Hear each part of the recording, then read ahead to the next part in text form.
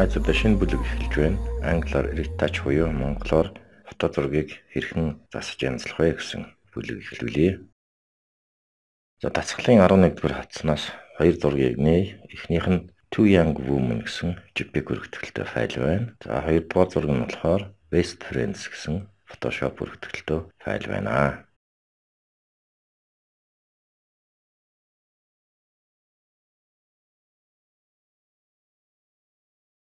За эхний энэ зургийг дараагийн гаргаж байгаа зураг шиг болгох ёстой бид нарын хийх ажил байна. За зургаа харъя. 60 настай эмэгтэй хүний тэр үснийх нь хэсэг хөх туяатай сүйдрэлтэй байна. За энийг засч янзлах хэрэгтэй байна. За ерөнхийдөө бол зураг маань гэрэлтүүлэлт ихтэй байна. За эхлээд тохируулгын панелыг нээ. Adjustment panel гэж бид нар дууддаг. За ер нь бол color correction буюу өнгөний засварыг хий. За бид өмнөх хичээлүүдээр хийж байсан энэ дасгалуудыг Alt товчиг дарангаа brightness contrast гэсэн icon дээр тавшилт хийгээд за тэгээ шинээр layer үүсгэх гэсэн нэрний мөрөнд бид нар contrast гэж бичиж өгөөд ok товчиг тавшнаа. За шинэ чанарын буюу properties панел гарч ирэнгүүт бид нар contrast буюу ялгарл гэсэн гүгжийг хамгийн эцдэр нь буюу 100 гэсэн утган дээр нь тавиад brightness буюу гэрэлтүүлэлт сайруулалтын утгыг бид нар хасах тавь дээр тавьж өгч байна. За shift товчиг дарангаа дээш доош харсан сумаар 10-10-аар нэмээд явчих болдог. За тэгээ панел ороогаад өмнө нь юм байсан. Сая өнгөний засвар хийгээд ийм боллоо. За одоо энэ үсний өнгийг жоохон тохируулъя. Ингээд бол бид нар hue saturation гэсэн тохируулгын давхаргыг ашиглана. За тэгээ бид нар үсний хөхөнгийг солируулах ёстой. Ингээд бол бид нар hue saturation гэсэн өнгөний тохируулгыг ажилуулна. За Alt товчиг дарангаа hue saturation гэсэн icon дээр тавшилт хийгээд за хөх өнгийг солируулах гэсэн нэр өгж байна. За тэгээд бид нар тэр хоёр тишээ харсан сумтай гарын зураг дээр нэг тавшилт хийгээд өмнө бид нар энэ дасгалыг хийж байсан. За тэгээд өнгө авахч гараад ирэнгүүт за тэр үснийх нь яг хөх хэсэгтэр нь зүүн тийшээ айжмаар маусныхаа товчийг дарангаа гүйлгээд saturation утгыг хасах төвчтөр тавилаа.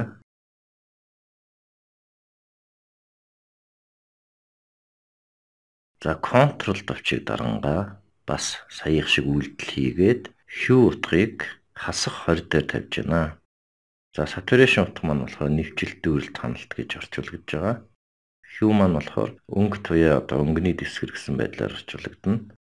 За бид нар энэ ойлголтуудыг өмнөх хичээлүүд дээр нэлээд наривчилж үзсэн байгаа. Тэр хичээлүүдэд эргүүлж харж болно. За одоо энэ эмэгтэй үсний орой хэсгийг бас өнгө авахчаар масных товчиг дарангаа ийш тийш нь хөдөлгөөд за ингэхэд бол science буюу шар хөх гэсэн суг маань нэвтгчээд за saturation утгыг хасах төвчтөр тавья. За одоо тэр зүүн талд байгаа шар устай эмэгтэй тэр үснийх нь үзүүр хэсгүүд нь болохоор улбар шар өнгөтэй харагдаад байна. За үүнийг тохируулъя. Өнгө авахчаараа маусныхаа товчиг тавшингоо зүүн тийш нь айж жоохон хөрүүлээд saturation утгыг хасах тавь дээр тавилаа. За өнгөний суг маань magentas буюу гүн ягаан дээр тохируулагдсан байна. Өөрөө автоматар. За тэгээд панела хай.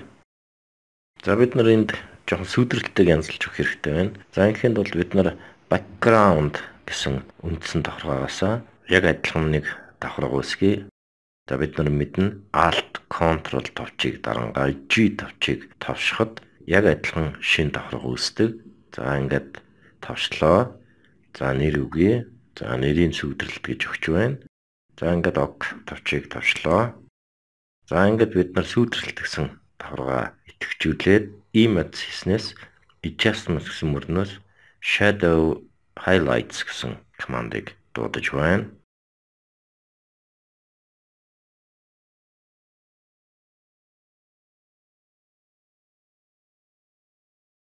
За нэмэлт цонх гараад ирлээ. Shadow highlights гэсэн тохируулгын нэмэлт цонх гарч ирж байна.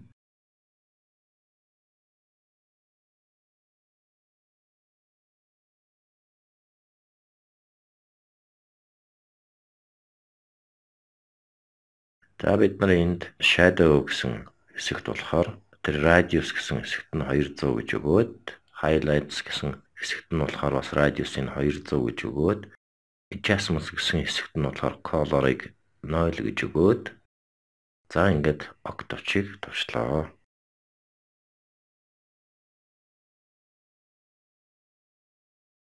За ингээд сүйдрэлтийг бид нар жоохон тохируулж өглөө. Background гэсэн давхрынхаа урд линейдэн дээр alt авчиг дарангаа нэг тавшихад өмнөх байдал нь гарч ирж байна. Дахиад нэг тавшихад бид нарын тохируулсан, янзлсан, зассан зураг маань гарч ирж байна. За ийм байдлаар бид нар гэрэлтүүлэлт хийхдээ өнгийн засаж янзлаагүй зургийг тодорхой хэмжээгээр өнгийн засаж гэрэлтүүлэлтийг нь засаж сайжруулж янзлаа энэ хэсгээр.